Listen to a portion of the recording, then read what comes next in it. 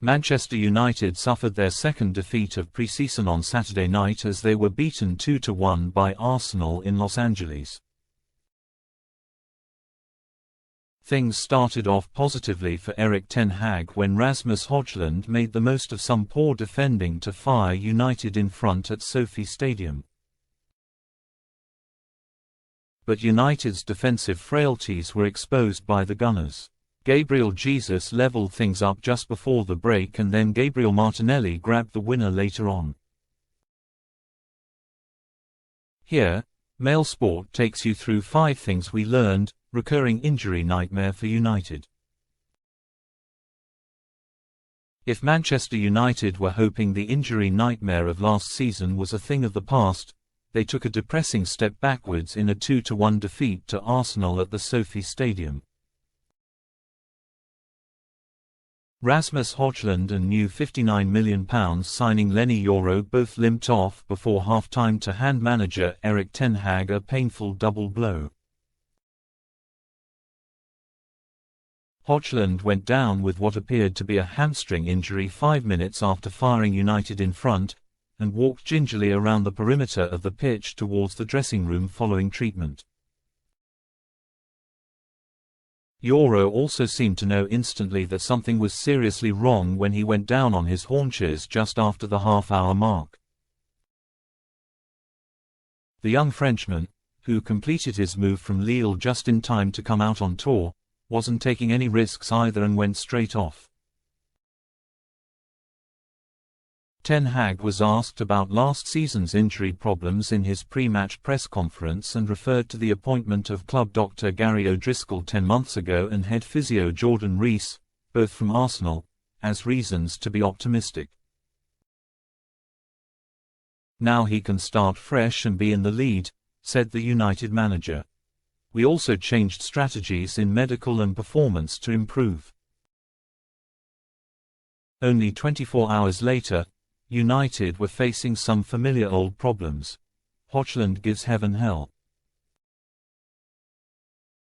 Hojlund only lasted a quarter of an hour of United's first tour game, but the Dane made a big impression by scoring United's first goal. He showed real strength in the 10th minute to bulldoze his way past Arsenal defender Aidan Heaven before burying his shot under goalkeeper Karl Hein. United need a big season from Hojlund, whose first year at Old Trafford caught fire around Christmas following a £73 million move from Atalanta last summer, but tailed off towards the end with Erik ten Hag opting for Bruno Fernandes as a false 9 in the last few Premier League games and FA Cup final win over Manchester City.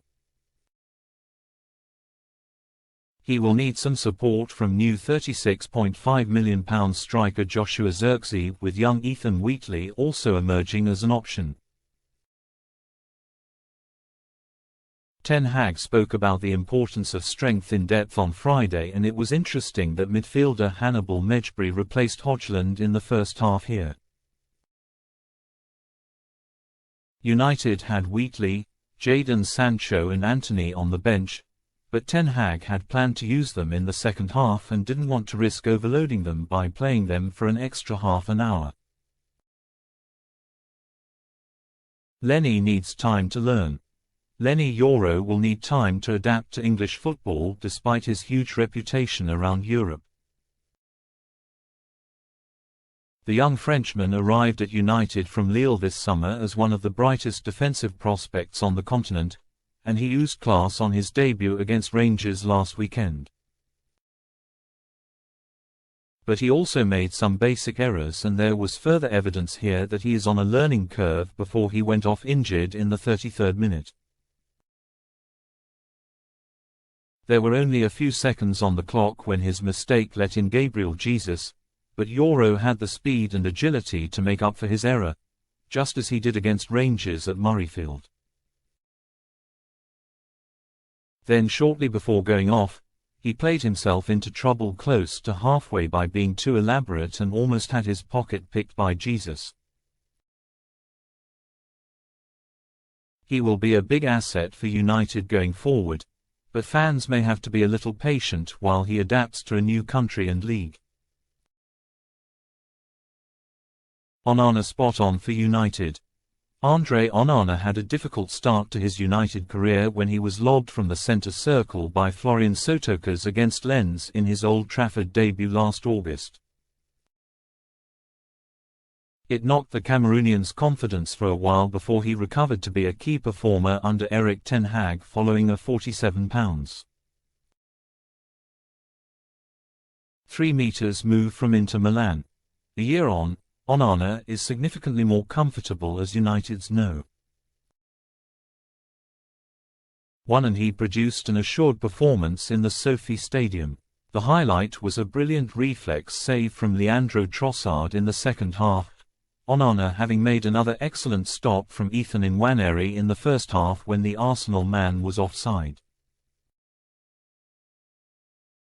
There was very little he could do about the Gunners' equaliser in the 10th minute when Gabriel Jesus got away from Harry Amas to score at the far post, or when Gabriel Martinelli took advantage of weak challenges from James Scanlon and Will Fish to score the winner. But he came up trumps in a pre-agreed penalty shootout to make saves from Kai Havertz and Jakub Kiwior, and give United some consolation from this all-English affair. Antony and Sancho fall flat. It's a sign of where they sit in the pecking order that Antony and Jadon Sancho started this match on the bench with Amad Diallo, who was United's man of the match against Rangers a week ago, picked on the right wing. With combined transfer fees of £159 million, neither player has come close to living up to expectation at United, and both could be sold this summer if the right offer comes in. Neither made much of an impact in Los Angeles, as Antony made his first appearance of pre-season on the right wing and Sancho his second on the left in the second half. The stage was set for them to stake their claim for a place in Ten Hag's starting 11 for the game against Liverpool in Columbia, South Carolina, assuming the United boss plays a younger side against Real Betis in San Diego. At least Sancho scored the decisive penalty in the shootout, but this was another opportunity missed, and at this rate neither will start in the Community Shield against Manchester City on August 10, even though Alejandro Garnacho may not be available after returning late to training after the Copa America.